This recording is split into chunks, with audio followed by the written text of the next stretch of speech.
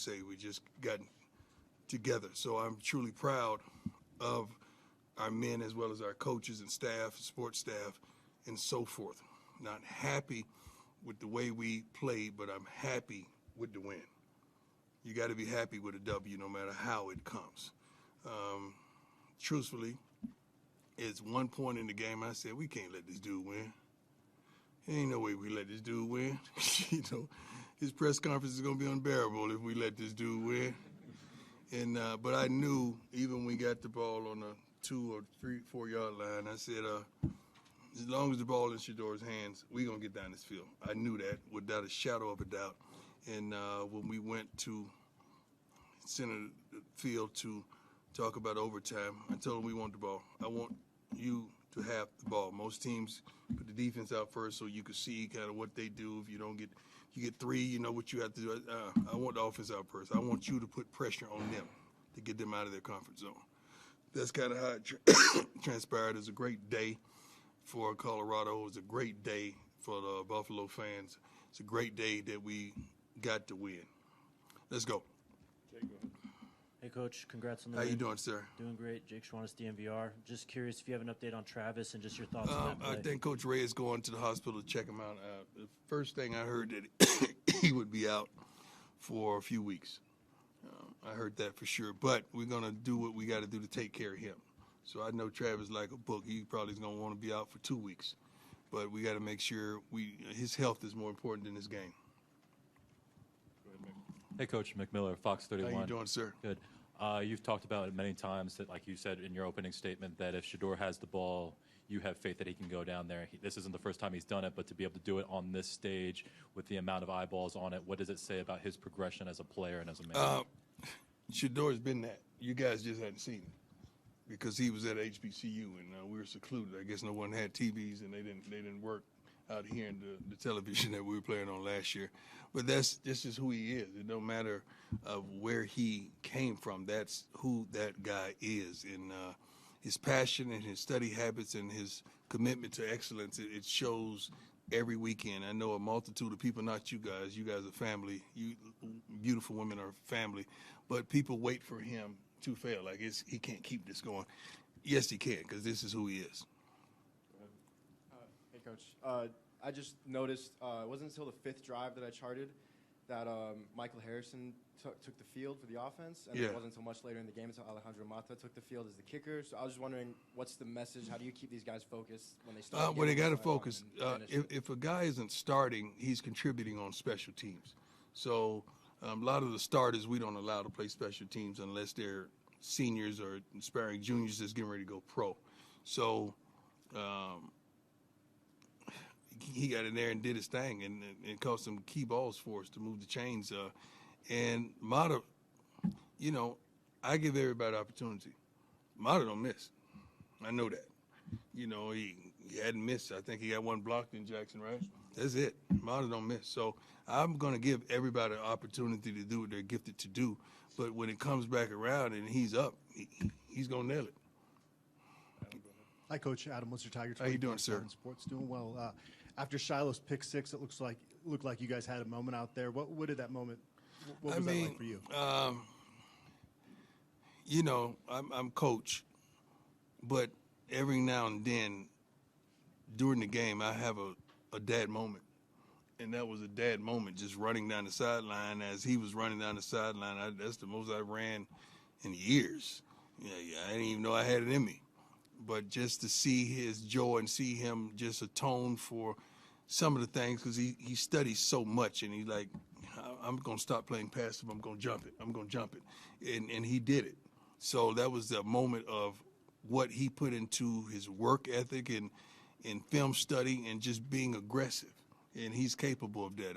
I don't know how many tackles he made, but he had a heck of a lot of tackles, what I saw throughout the game as well. He made plays. That's what counts. That helps us win. Ariel Arsudo, 9 News, over here. How you doing? Tucked back here. I know you said you wanted to dominate this game. Yeah. Clearly, it didn't go that fashion. That's right. Is there a different kind of satisfaction that comes with this type of win? Resilience. I mean, the guys, they had every opportunity in the world to give up. They had every opportunity in the world to give in. They didn't. And they never doubted themselves on the sideline. I mean, we were upset with some of the things not being executed that were called, but these young men never give up. And I went and I told the line, I said, guys, we just need 6 plays. Just give us 6 plays. 6 plays, we're going to score, we'll get the extra point. 6 plays, just give us 6 hard plays. And that's what they did. Coach, Richie Carney, Denver Sports. You told the world on game day to keep the cameras rolling Right. when you and Jay would meet post-game. Right. When Jay was asked about it earlier, he said about what maybe went on or what was said. He said you can ask Prime about that. So Yeah, was there anything meaningful in the No, post-game exchange? no, I know Shador kind of got in between it. But no, I don't hold, I could be petty if they petty, but I ain't got time for that, man. I'm on to bigger things. I'm happy for the brother. I really am, man. I'm happy that they fought, that they played a good game. I'm happy he's a head coach. I'm happy for any brother that's doing it and successful, man. I truly am. I don't know where all this stuff comes from. I have to respond because, it's my mama taught me that. You just ain't gonna type me and I'm gonna sit back and ain't gonna say nothing. But I'm happy for that dude, man. I don't know him, but I'm happy for him. I wish the best for him. I really do. My success ain't got nothing to do with his. So why would I want him to succeed? I don't know how people get down like that. My blessings ain't got nothing to do with his blessings. Coach, back-to-back weeks were kind of slower out of the gates Yeah. offensively. Is that a coaching thing, execution thing? That's play everything. calling? That's everything. I got to figure that out thing. That's what that is. And I'm getting tired of that thing. That's what that is. We got to stop. We got to stop that. We're better than that. We really are. We really are. As coaches, as a team, as an offense, we better than that. We better than that on the silly stuff. How many times we gonna give up an under route? I know you guys got tired of that. You're like, darn, don't they know an under route coming? Yeah, we knew that too. But how can you not? I mean, I wish you could hear. They need to start playing the conversation on the headset on television so you guys can hear what's really going on. So is that an adjustment thing, like schematically? Or No, is that's a just thing that execution? people need to do their job thing. That's what that is. Just do your job, and we straight. Peter Broad, The Athletic. I'm curious, what led to your decision to go for 2 in the second overtime rather than just Points. the field goal? The way the numbers come out, the points. I mean, it's a chart, but we got so many smart guys around that they just tell you, Coach, you got to go for 2. Cool, let's do it. And I understand why. That's what it was. Only thing I kind of second guessed at the end when we were at the 2 or the 3 yard line. I wanted to go ahead and get points instead of because it's a tremendous letdown if you don't score right there and you turn over the ball. But then you got to think they'll still be on the 2 yard line. They got to drive 98. You're thinking all these thoughts, but you never go wrong with getting points. And we got a field goal out of Coach it. Carlos Bryant, DSM. Can you talk about Hank Zelinkas? He was a true freshman that got the start today at center. Hank Zelinkas. Oh, I'm sorry. I'm thinking Hank. Yeah, he got the start as a true freshman today at several center. different Can you Hanks. talk about him? It's hard. I was watching how everything flowed. I haven't watched film to see how he really performed, but he stepped up, and that's what this business is a next man up type of business. So I'm proud that he stepped up. I haven't watched the game film to really give you a true evaluation on how he did. Hey, Coach, Brian Howell with the Yes, Daily sir. Camera. Shador struggled the offense struggled throughout the entire Yeah, game. I'm glad you corrected that. 'Cause everybody's looking at you like, Right. oh, excuse me? So, but he talked about this. That drive at the end of regulation. That quarterbacks kind of those moments make quarterbacks. He talked about that being maybe a Brady. I don't moment. think that moment makes him because he's had a lot of those moments. You just hadn't seen those moments. So you're just getting an opportunity to see those moments. That's who he is. I never doubted the fact that if the ball's in his hands, what he's going to do. No one on the offense, no one in the darn stadium doubted the fact that we don't doubt him. That's who he is. So we just got to make sure the ball is in his hands. And key thing, fourth down plays, third and short plays, we love the ball to stay in his hands and allow him to make the decision. Now, if we don't succeed and he made the decision, I can live with that. But it's hard to live with something when the ball is not in his hands. Well, I want to ask also because he did the same thing in the Celebration Bowl at the end of regulation. Yeah. What's different about him in those moments? Does he get a little more locked in? I think he was 38 for 47. I think it was pretty locked in all game. What is he doing for this season? 80%? Some crazy number like that? That's like, you guys are taking this stuff for granted. This is not normal. Like, this kid can flat out play. Forget the name Sanders. The kid can flat out play this game. He's I don't know what his completion percentage for the season. You are good, man. You are a heck of a. You know you're good, right? Thank you, brother. I'm straight up. And I was mad because I saw you last time, and then I was like, oh my God. I appreciate it. Yeah, so I wanted to give you your flowers in front of everybody. You are good, dog. Yeah, y'all know who this cat is, right? Y'all know who this is? And all the black folks like, yeah, we know you. White folks like, who's that? That's the truth. Y'all just won't say it. You are good, my brother. I appreciate you. Amen. You're good, man. Hi, Coach. How you doing, sir? Good, how are you? Good. Nick Edwards, Hughes Sports Report. It was a spectacular day in Boulder today. So many events. You're here and there, seeing all of your friends. What was kind of your favorite moment from today, whether it be the game or the extracurriculars? That is so tough. That's a great question. The Rock could be our president if he wants to be. And with 390 million followers, I mean, if he just asks everybody to give $1 to the university, I think we have no problems with, the NIL. The conversations I just had in my room with Key Glock and some of those guys from Memphis, and with Cameron,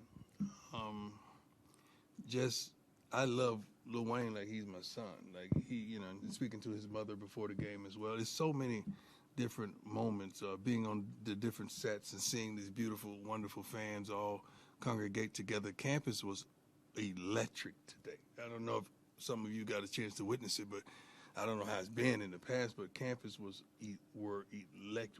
electric today.